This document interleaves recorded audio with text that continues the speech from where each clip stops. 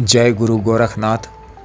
नमस्कार दोस्तों, आज के इस वीडियो में मैं महापर्व नवरात्रि में विशेष रूप से गुरु महादेव यानी महादेव शिव जी की एक विशेष दुर्लभ मंत्रों की साधना के विषय में बताने जा रहा हूँ। साधना क्षेत्र में आध्यात्मिक उन्नति और निश्चित सफलता प्राप्ति के लिए गुरु महादेव की विशेष रूप से और सर्वप्रथम साधना करना आवश्यक है, क्योंकि समुचित आध्यात्मिक उन्नति के साधना क्षेत्र में पूर्ण रूप से सफल होना असंभव है। चाहे आप सात्विक साधनाएं करें या तामसिक पैशाचिक इतर योनियों की साधनाएं, आपका ऑरा मजबूत होना आवश्यक है, यानी रूहानियत की प्राप्ति। तभी आप किसी भी रूहानी शक्ति को अपने और आकृष्ट कर उनसे संपर्क स्थापित कर उस शक्ति विशेष को सिद्ध कर उसे अपने वश में कर अपने वचनों से बांध सकते हैं और फिर अपने मनोवांछित कार्यों को उनके द्वारा संपन्न करा सकते हैं। वास्तविक रूप में देव वर्ग की शक्तियों को साधना के माध्यम से भी सिर्फ आराधना की जाती है, क्योंकि देव वर्ग की शक्तियों को वास्तविक रूप में सिद्ध कर उनको वश में करना किसी भी इंसान से संभव नहीं है। अतः उनकी आराधना कर उनकी असीम कृपा प्राप्त की जाती है।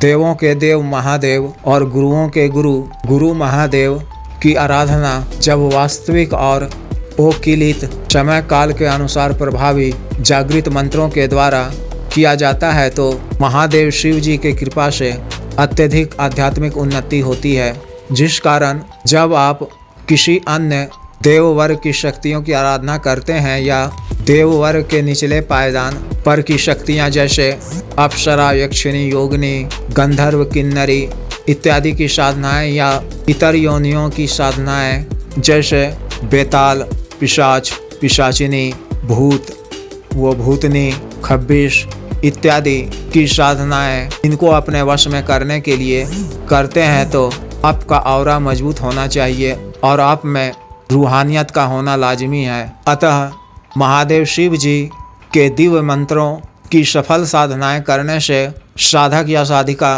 का ऑरा अत्यंत प्रबल हो जाता है, जिस कारण अन्य साधनाएं करते समय उन्हें किसी भी प्रकार का डर या भय का अनुभव भी नहीं होता है और साधना में सफलता भी प्राप्त होती है, जिससे शक्ति को सिद्ध कर उसे अपने वश में करना आसानी से संभव हो जाता है, क्योंकि इस ब्रह्मांड की सारी रूहानी शक्तियां गुरु महादेव के नियंत्रण में ही होती है। महादेव शिव जी की इस विशेष साधना को आप किसी भी शुभ तिथि मुहूर्त से या होली दीपावली की रात्रि से या किसी भी नवरात्रि के किसी भी तिथि से शुरू कर सकते हैं। इसे कोई भी नया या पुराना साधक या साधिका कर सकते हैं या कर सकती हैं, या यूं कहें कि साधना क्षेत्र से ताल्लुक रखने वाले हर एक साधक या साधिका को गुरु महादेव की इस तरह की विशेष साधनाएं अवश्य ही करनी चाहिए। इस साधना को आप प्रातः काल में या संध्या बाद भी कर सकते हैं। अतः प्रातः काल में स्नान इत्यादि से निवृत्त होकर महादेव शिव जी एवं माता पार्वती की सामान्य पूजा अर्चना कर लें।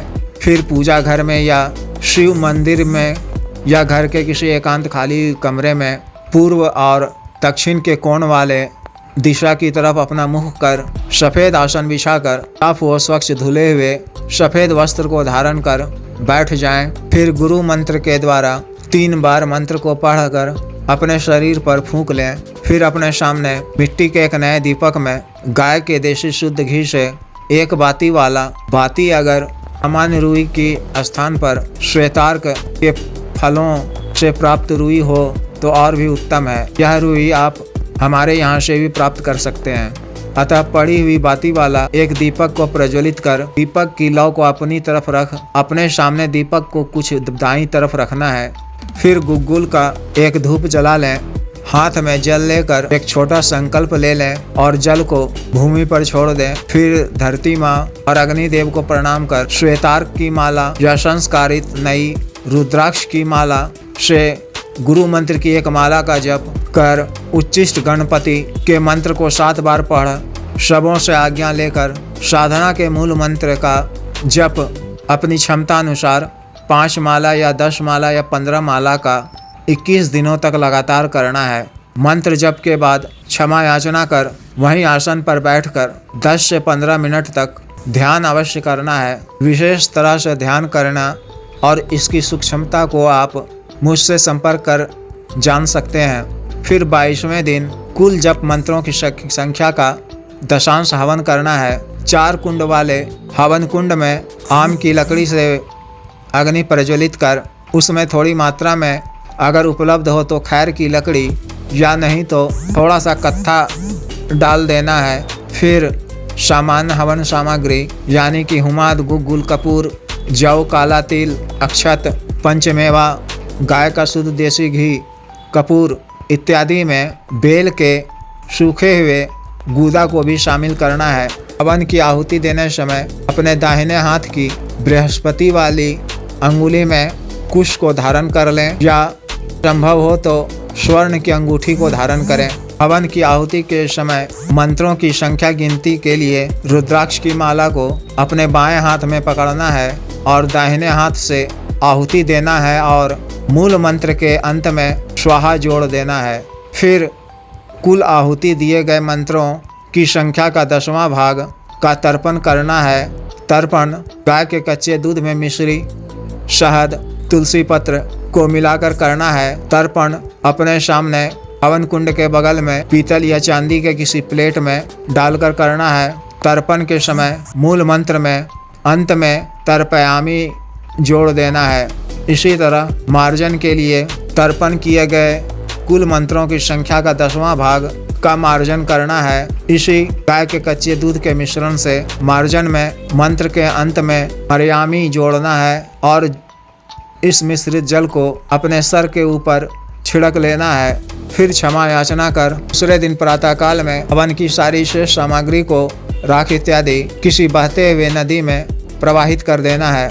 इस तरह पूर्ण मनोयोग, समर्पण भाव और आत्मविश्वास से महादेव शिव जी की इस विशेष साधना को करने से निश्चित रूप से साधक या साधिका आध्यात्मिक उन्नति को प्राप्त करेंगे और एक अद्भुत दिव्यता भी महादेव शिव जी की असीम कृपा से। अतः जिस भी साधक या साधिका को यह विशेष साधना करनी हो वह दिए गए व्हाट्सएप नंबर पर या 8789548625 पर बिजनेस, व्हाट्सएप या टेलीग्राम से मैसेज कर गुरु दीक्षा प्राप्त कर इस साधना की दीक्षा और उच्चिष्ट गणपति तंत्र, श्री भैरव तंत्र, महामृत्युंजय तंत्र, वो अन्य साधना सामग्री और सामान्य वो औषध रोगों के लिए विशुद्ध आयुर्वेदिक औषधियाँ प्राप्त कर सकते हैं। कृपया वीडियो को लाइक करें, शेयर करें व चैनल को सब्सक्राइब करें। आदेश।